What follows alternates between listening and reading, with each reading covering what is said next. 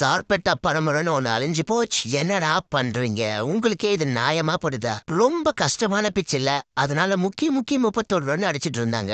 அப்படியே இன்னிங்ஸ் பிரேக்ல குச்ச மாத்தி பக்கத்து பிச் இருப்பாங்க போல. கேகேஆர் பவர் பிளேல 71 ரன் அடிச்சிட்டாங்க. இதுல வேற வந்துடுறானுங்க வின்னிங் சிஎஸ்கேக்கு மட்டும் ஃபேனா இருக்க கூடாது, பொத்தாலும் ஜெயிச்சாலும் சிஎஸ்கே தான் முட்டு கொடுக்குறானுங்க. இவனுங்க கொடுத்தது பத்தாம நம்மள கொடுத்தாகணுமா? ஆன்வே ரச்சின் ரவீந்திரா T20ல ஒரே பிளேயிங் கிரவுண்ட்ல ஆடவே முடியாது.